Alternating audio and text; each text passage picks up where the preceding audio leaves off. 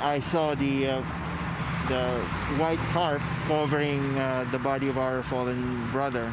I'm standing next to a memorial that was placed here Tuesday night, surrounded by flowers after a 62-year-old Winnipeg transit driver was hit and killed just minutes after his shift ended. He was crossing the street, somebody let him through, but just before he got to the curb, he was struck by a vehicle who probably didn't see him.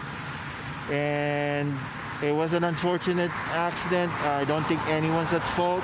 Transit Union President Romeo Ignacio says 100 drivers work at this location. He says there is no free parking in the lot, so they park wherever they can find it, which means a lot of drivers cross these 6 lanes of traffic daily. Some of them witnessed the actual accident. Some of them just saw it moments after the accident, and they were sent home, or they wanted to go home because they couldn't deal with the situation. Ignacio described their colleague Ted Pelozzo as a good, outgoing friend who was loved by his coworkers and always had a laugh. He hopes that a pedestrian corridor will be installed here where a memorial now stands to prevent future accidents.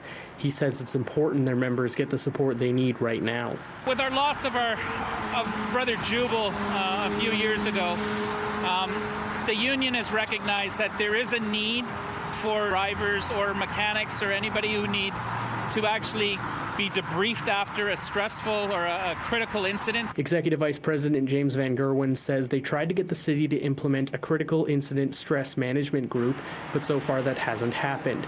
He says when a tragedy like this happens, transit drivers need fellow drivers' support before they seek further help, and he's calling on the city to organize this group. Last night, honestly, we should have had the peer support network set up, and we could have dispatched them all, and anybody who was affected could have been taken aside and dealt with it at that moment in the time.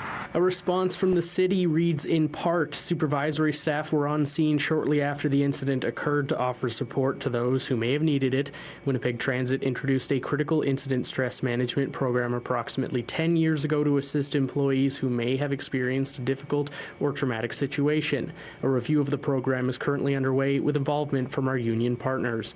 In Winnipeg, Mike Albanese, City News.